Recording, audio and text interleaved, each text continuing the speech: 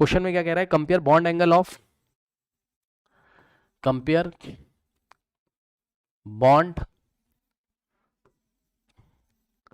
Angle of NF3 and NCl3, सही है।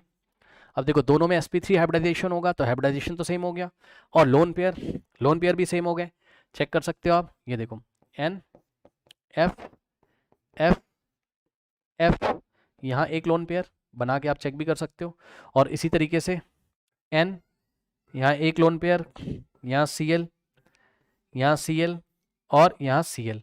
अब देखिए जरा ध्यान से, इसको मैंने बोला एंगल θ1 और इसको मैंने बोला एंगल θ2। यहाँ देखने में आपको बड़ा छोटा नहीं लग रहा होगा, लेकिन अब आपको इसको थोड़ा समझना है, थोड़ा समझना है। ध्यान से चेक करो, अब आपसे पूछा θ2 बड़ा है या θ1 बड़ा है, तो ध्यान सुनो, कौन बड़ा होगा? जिसकी इलेक्ट्रोनेगेटिविटी कम होगी, जिसकी इलेक्ट्रोनेगेटिविटी कम होगी उसका बॉन्ड एंगल बड़ा होगा। अब बताओ, पॉलिंग की स्केल पे जाके देख लीजिए, क्लोरीन की इलेक्ट्रोनेगेटिविटी ज्यादा होती है या फ्लोरीन की? तो फ्लोरीन की पूरे पॉलिंग स्केल में सबसे ज्यादा होती है, पता है? तो फ्लोरीन की इलेक्ट्रोनेगेटिविटी सबसे ज्यादा है, ठीक। तो इसका मतलब क्लोरीन की इलेक्ट्रोनेगेटिविटी क्या हो गई, कम हो गई, ठीक। तो इलेक्ट्रोनेगेटिविटी ऑफ, ध्यान से चेक कर लो भैया, क्या है? सेंट्रल एटम सेम है, हाँ सेंट्रल एटम सेम है। पहली बात तो देखो हाइब्रिडाइजेशन सेम है, हाँ sp3 हाइब्रिडाइजेशन सेम है, sp3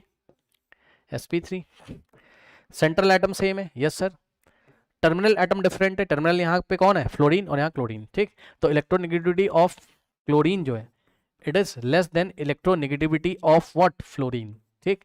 तो यहाँ पर क्या हो जाएगा, यहाँ पे जो बॉन्ड एंगल बन रहा है Cl N और Cl के बीच में, यानी कि θ2 जिसकी इलेक्ट्रोनेगेटिविटी कम उसका बॉन्ड एंगल ज्यादा, ठीक। θ2 इज ग्रेटर देन θ1। ओके, अब सुनो जरा ध्यान से, आइए इसको थोड़ा समझ लेते हैं। कैसे समझोगे?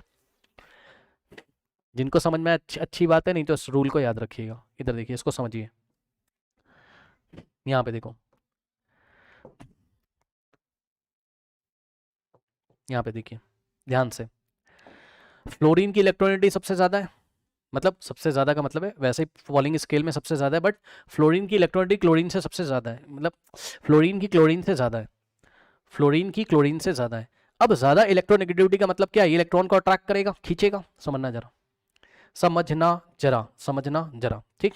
तो देखो समझो जरा, क्या होगा, ये इलेक्ट्रॉन क्लाउड खिंचते खिंचते फ्लोरीन के पास चले आएंगे। तो यहां मैंने इलेक्ट्रॉन क्लाउड कहां दिखाया? फ्लोरीन के पास। ये ऐसे, ये इलेक्ट्रॉन क्लाउड्स कहां आ गए? फ्लोरीन के पास आ गए, ठीक। और यहां पर क्लोरीन की इलेक्ट्रॉन, मतलब फ्लोरीन ने नाइट्रोजन से इलेक्ट्रॉन खींचने में कामयाब हो गया, ठीक। खींच के बढ़िया से अपने पास ले आया। अब क्लोरीन बेचारा लल्लू, मतलब वो खींच नहीं पा रहा है नाइट्रोजन से, उसकी इलेक्ट्रोनेगेटिविटी कम है ना। तो क्लोरीन ने नाइट्रोजन से अट्रैक्ट तो किया, लेकिन बढ़िया से नहीं कर पाया, तो इलेक्ट्रॉन क्लाउड यहां आ गए क्लोरीन के। समझना,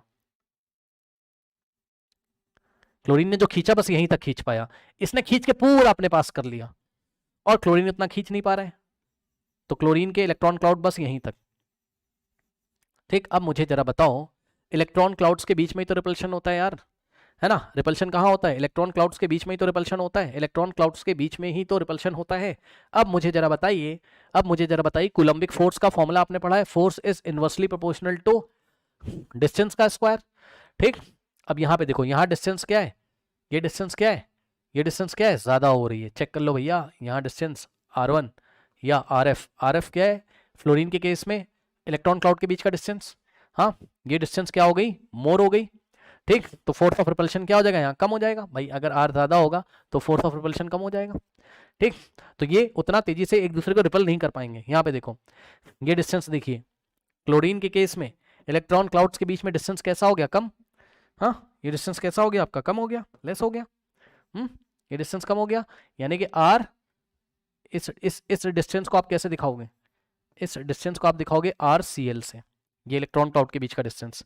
तो RCl कम हो गया, तो यहाँ फोर्स कैसा हो जाएगा? ज्यादा हो जाएगा। और यहाँ RF यानी कि दो फ्लोरीन के क्लाउड्स के बीच का डिस्टेंस कैसा हो गया? ज्यादा, तो यहाँ फोर्स कैसा हो जाएगा? फोर्स ऑफ रिपल्शन कम हो जाएगा। तो ये उतना तेजी से रिपल नहीं करते हैं, इसलिए इनका एंगल छोटा हो जाएगा, और यहाँ ये इलेक्ट्रॉन क्लाउड बहुत तेजी से रिपल करेंगे।